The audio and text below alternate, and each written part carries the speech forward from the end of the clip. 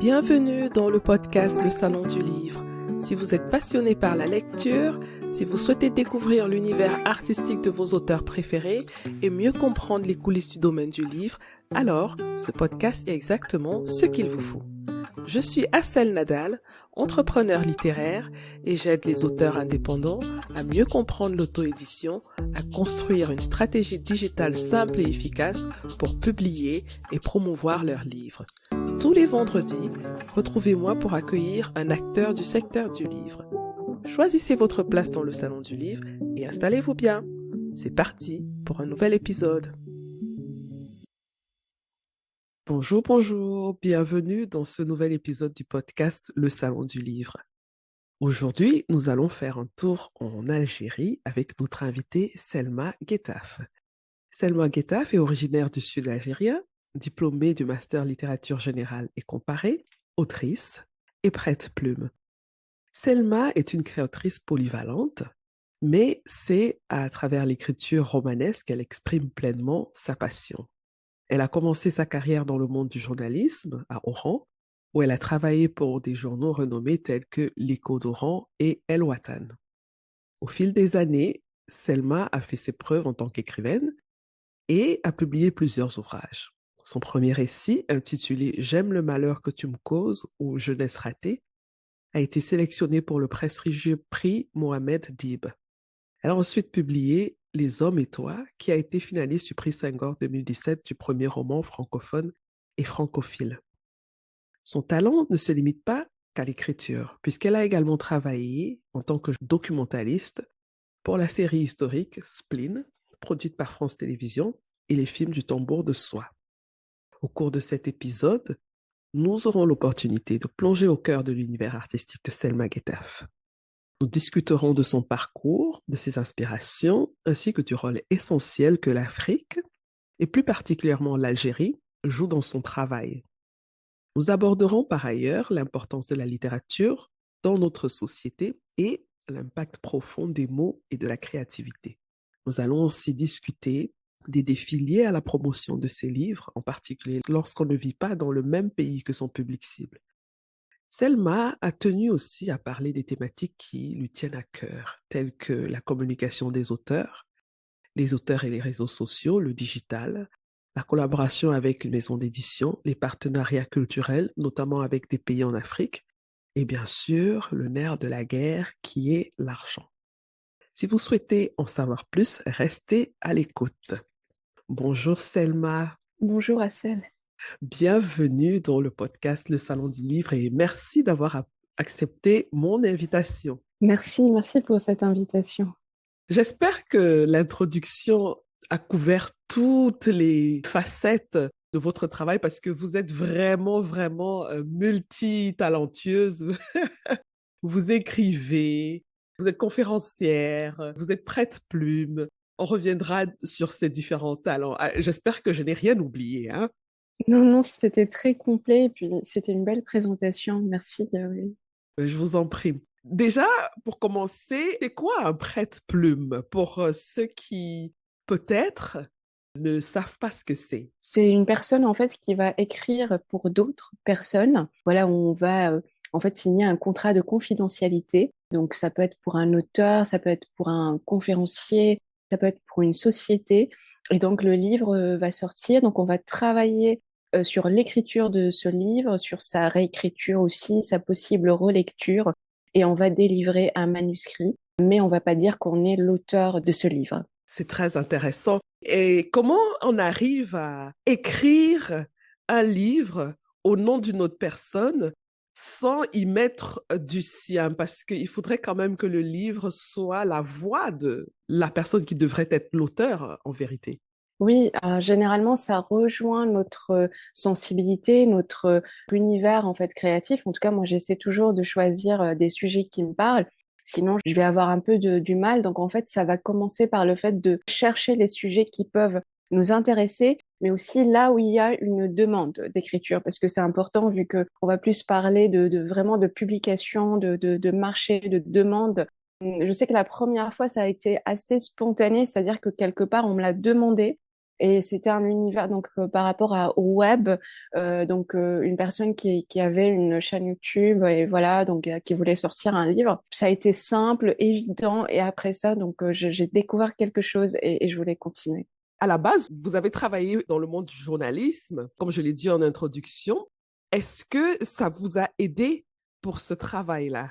Ah, pour ce travail-là, c'est drôle, j'y ai en tout cas jamais pensé. Je crois que ça m'a aidé dans ma création romanesque. Mon livre, par exemple, Les Hommes et Toi, est vraiment en lien avec cette expérience journalistique, même si j'ai essayé de m'en éloigner. Et quelque part, cette expérience journalistique, elle va me permettre d'entamer une réflexion que je n'avais pas avant parce que je comprenais certaines choses. Parce que moi, quand je suis arrivée dans la presse, c'était aussi avec mon imaginaire à moi qui n'avait rien à voir avec la réalité du terrain. Et donc, quand on est une femme, et moi j'étais très jeune à ce moment-là, j'étudiais encore, donc ça allait être vraiment très difficile sur tous les plans, donc aussi l'aspect financier, parce qu'en fait, on se rend compte que il faut être très passionné, c'est comme pour le métier d'auteur, il faut être très passionné pour évoluer dans la presse, parce que c'est très difficile. C'est vraiment l'écriture journalistique, et je crois que quand on écrit un livre en tant que prête-plume, je pense qu'on va plus se référer à son univers littéraire. En tout cas, pour moi, c'est ça. Je vais plus faire appel à un style littéraire, je pense. Et est-ce que c'est quelque chose que vous avez toujours souhaité faire, écrire, depuis que vous êtes toute petite? Oui, depuis l'adolescence. Mais j'ai mis du temps à formuler ça, à dire je veux être écrivaine, même si voilà, j'ai été poussée. Je me souviens, enfin, par exemple, ma professeure de français au lycée, on me lisait, on m'encourageait. Mais c'est resté longtemps quelque chose d'intime. Internet a un peu facilité les choses parce qu'en fait, on pouvait écrire sur des blogs, rejoindre des communautés ou Facebook, c'était très tendance aussi. Y penser de façon professionnelle, ça a été vers le tard. Et particulièrement en Algérie, déjà comment est vue la littérature en général? Et quand on choisit la voie de l'écriture, comment c'est perçu par l'entourage, la famille, les amis, la société en général en Algérie? Oui, c'est une question complexe que je pense avoir quelques bribes de réponse, mais à mon avis, à laquelle je continuerai aussi de réfléchir. Je ne sais pas si aujourd'hui j'ai vraiment tous les éléments de réponse, parce que je pense que quand on est quand on est romancier, ça va pas être le même parcours que quand on est romancière. Donc si je reviens à l'Algérie, il y a en fait différentes choses qu'on peut souligner. Si on revient à l'aspect familial, qu'on soit, je pense, un garçon ou une fille, annoncer que qu'on veut construire quelque chose de littéraire, ne serait-ce que d'aller vers la littérature, même si ce n'est pas pour écrire, c'est oula, parce que moi, par exemple, j'ai grandi vraiment dans une famille plutôt scientifique, on va dire. Il y a ça. Après, quand on arrive sur la scène littéraire, c'est encore autre chose, je pense. Je crois qu'au début, comment dire, on va lutter contre une forme d'autocensure. Même si moi, finalement, j'ai pas eu à me poser beaucoup de la question, est-ce que je prends un pseudonyme, est-ce que je le prends pas, mais on me posait ces questions-là. Tu es sûr, par exemple, de pas vouloir prendre un pseudonyme au début?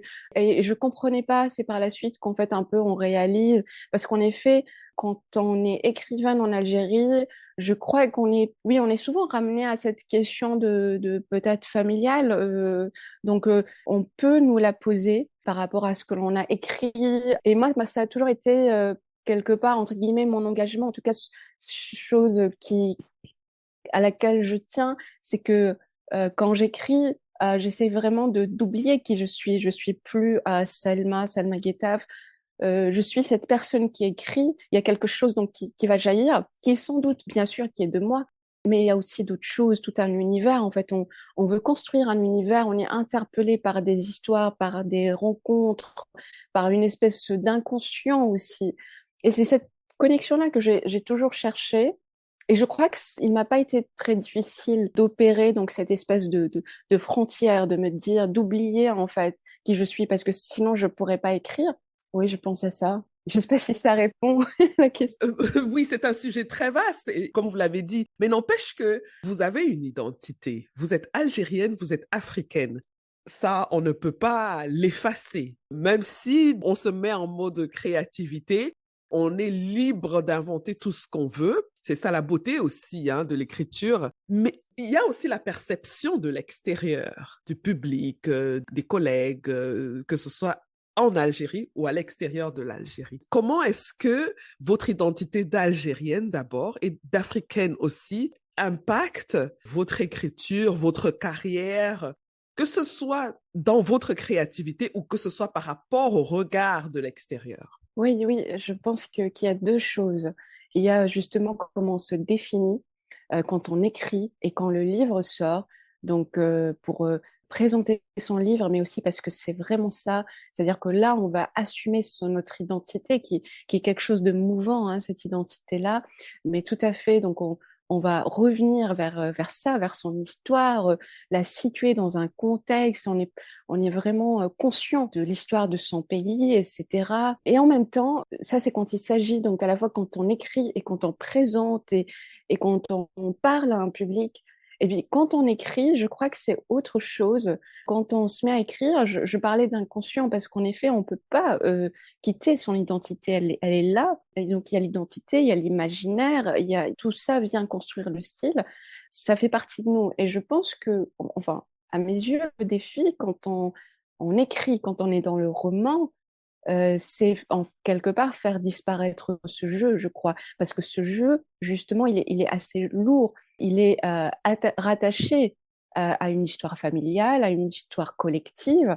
Et si on y pense en écrivant, je crois que qu'on risque quelque part de rentrer dans une espèce d'autocensure, il me semble. Comment vous voyez la perception vue de l'extérieur? Il me semble que c'est vraiment comme vous l'avez dit, donc on voit bien, il me semble, cet aspect-là. On voit bien, je crois, qui je suis, on voit bien que je suis une autrice algérienne, on voit bien que je reviens tout le temps dans mes écrits, dans ce que j'ai à dire à l'Afrique, que je suis très attachée à la francophonie. Je crois qu'on le voit dans mes textes, c'est vraiment ça.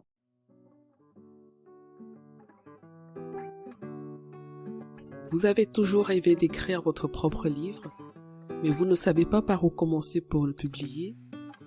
Vous avez peur de vous lancer dans la publication et vous vous sentez perdu ou bloqué à certains moments? J'ai créé une checklist gratuite pour vous aider à publier votre livre en auto-édition avec succès. Que vous soyez un écrivain débutant ou expérimenté, cette liste vous guidera tout au long du processus de publication. La checklist est totalement gratuite. Il vous suffit de cliquer sur le lien dans la description de cet épisode pour la télécharger immédiatement. Imaginez la fierté de voir votre nom sur la couverture d'un livre. C'est possible. Ne laissez plus votre rêve d'écrire votre propre livre être juste une idée dans votre tête. Publiez votre livre en auto-édition dès maintenant et laissez le monde découvrir votre talent. Téléchargez ma checklist gratuite dès maintenant. C'est votre premier pas vers le succès de votre livre en auto-édition. Vous vivez en France. Alors, on va parler un peu de promotion de livres et voilà, de distribution, des choses vraiment très, entre guillemets, techniques. Comment est-ce que vous arrivez à atteindre votre public cible qui se trouve en Algérie alors que vous êtes en France? Je trouve cette question intéressante parce que c'est vous qui me l'avez suggéré. Comment est-ce qu'on atteint son public de l'étranger? Oui, c'est une question qui m'interpelle, à laquelle je pense aujourd'hui, parce que la littérature, pour moi, c'est quelque chose qui permet de créer des ponts, et il faut que ces ponts-là restent, et il faut trouver le moyen tout en continuant, donc de permettre en fait à ces textes de circuler, et en même temps de pas couper en fait ces ponts-là, donc le premier pont, le deuxième, etc. Et donc moi, mes premiers textes étaient publiés en Algérie. Déjà pour moi, c'est quelque chose d'important, qui est super.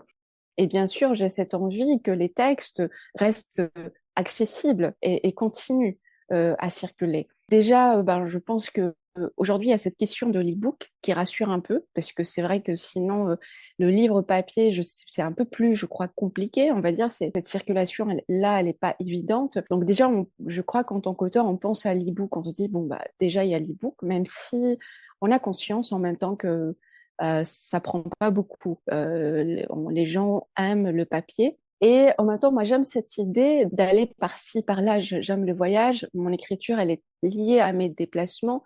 Et j'aime cette idée de me dire, bon, certains de mes livres vont sortir dans tel territoire. Aujourd'hui, par exemple, ma maison d'édition se trouve en Belgique, les éditions Most, M-O-S-T.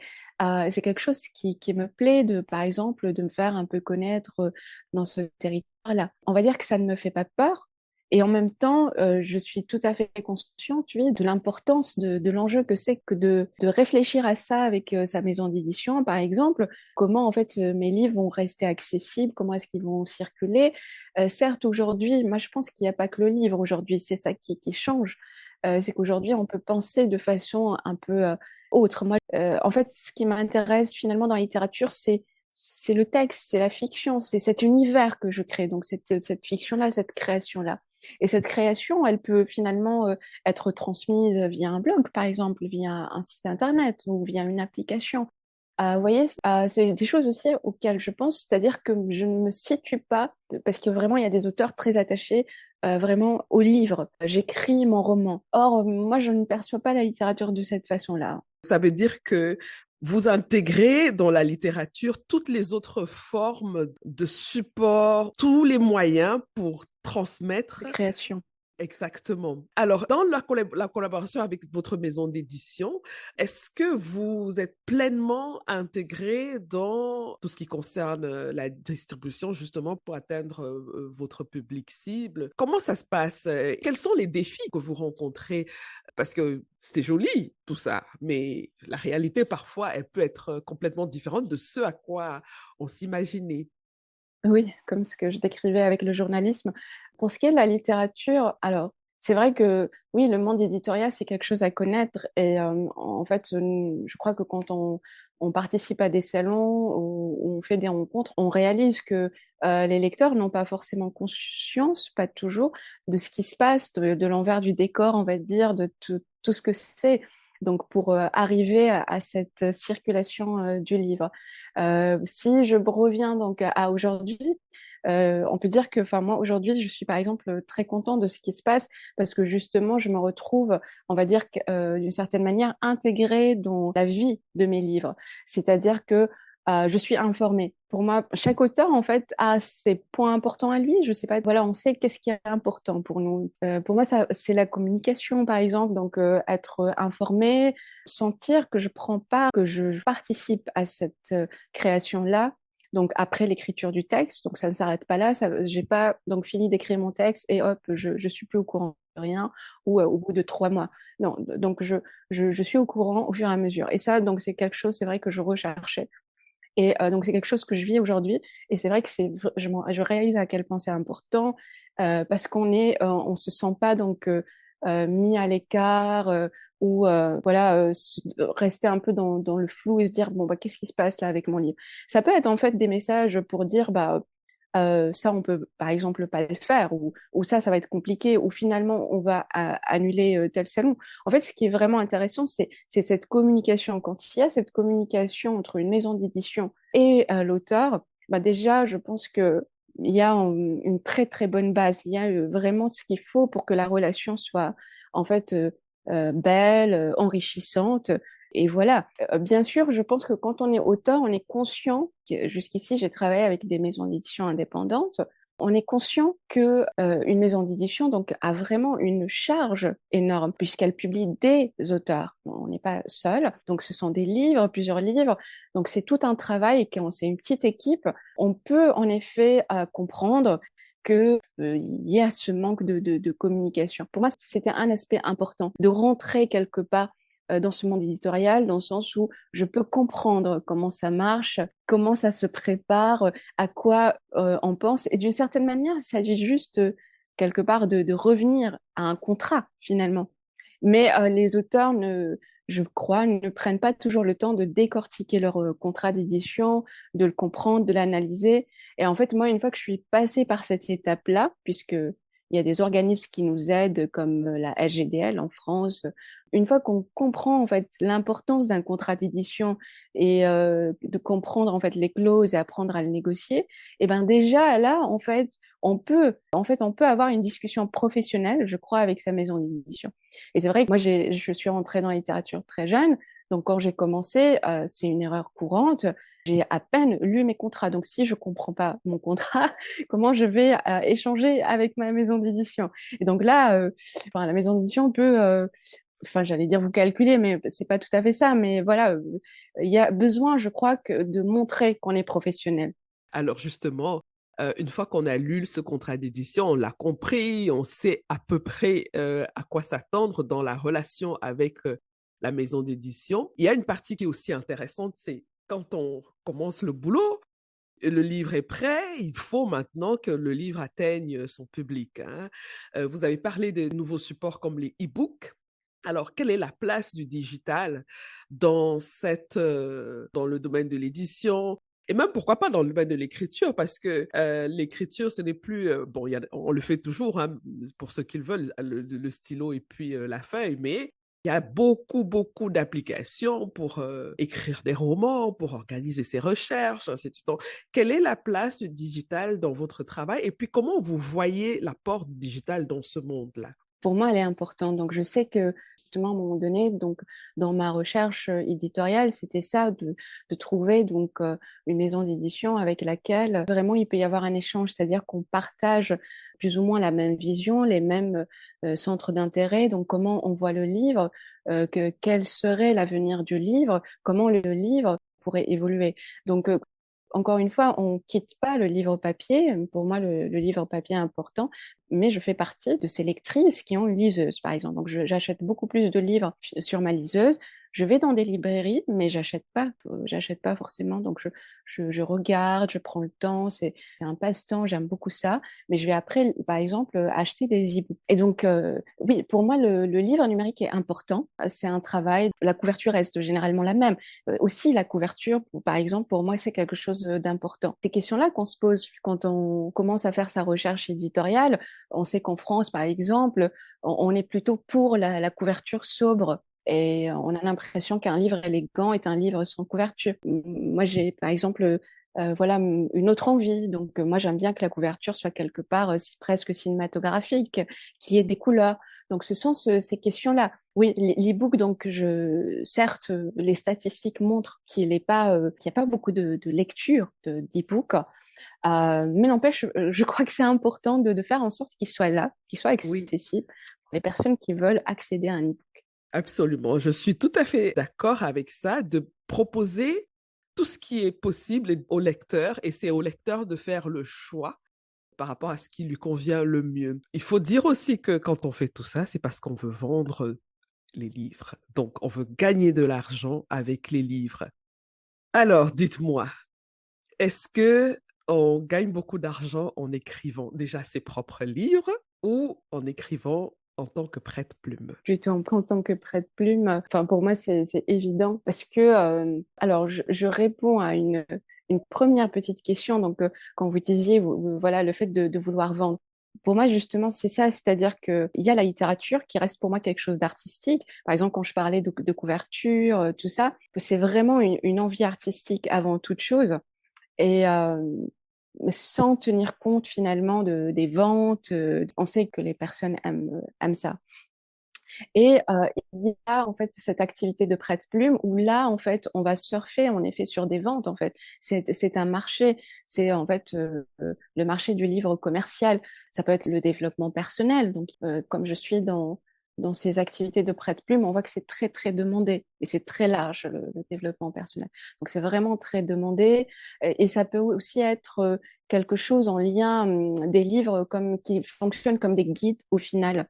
Donc, Oui, c'est vraiment le tu, on s'adresse à quelqu'un, voilà comment tu peux faire par rapport à ta situation si tu veux. Donc ça peut être quelque chose de social si tu veux te faire des amis ou je ne sais quoi. C'est vraiment amusant de me retrouver dans ce type de projet. Parfois je ne suis pas seule, c'est-à-dire qu'on peut aussi être une petite équipe. Donc c'est comme une bouffée d'air parce que c'est une écriture amusante, c'est pas comme le roman où on se prend la tête ou parfois ça peut être très difficile. C'est beaucoup plus facile et en même temps bah oui, ça Donc, ça peut être pour des personnes passionnées qui aiment l'écriture, donc un moyen de vivre aussi. Et est-ce que, à côté de ce travail de prête-plume, vous avez d'autres activités qui vous font gagner de l'argent grâce à l'écriture? C'est principalement, donc quand on dit écriture, pour moi, c'est principalement ça, donc d'intervenir pour de l'écriture, de la réécriture ou Oui, le fait aussi parfois de, on va dire, de coacher, entre guillemets, donc de donner des conseils parce que ça arrive en fait que ce soit des maisons d'édition très spécialisées, comme une fois c'était une maison d'édition autour du vin, par exemple, donc des maisons d'édition très spécialisées c'est joli qui, ça. comment? Je trouve ça très joli. Oui, oui. On découvre en même temps, voilà, on découvre aussi ce qu'il y a comme activité éditoriale et qui nous demande donc de coacher leurs auteurs. Parce que là, en fait, ça va être des maisons d'édition, par exemple, qui travaillent avec des spécialistes autour d'une question. Donc, le ou la spécialiste connaît son sujet. Donc, si on prend l'exemple du vin, donc ça peut pas être moi qui, voilà, qui développe ce livre-là, mais elle va avoir quand même du mal littérairement donc à écrire, à aligner ces phrases-là. Voilà, pour donner un exemple. Très intéressant. Ben, j'étais pas au courant qu'il y avait des maisons d'édition spécialisées dans le vin. On peut vraiment faire beaucoup de choses dans le monde de la littérature, hein.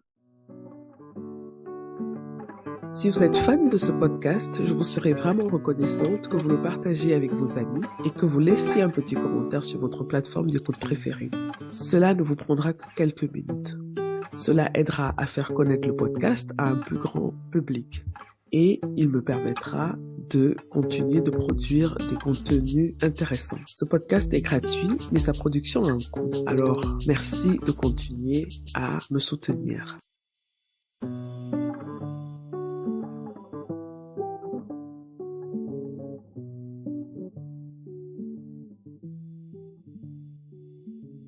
Alors, on va bientôt terminer notre échange. Les sujets sont vastes.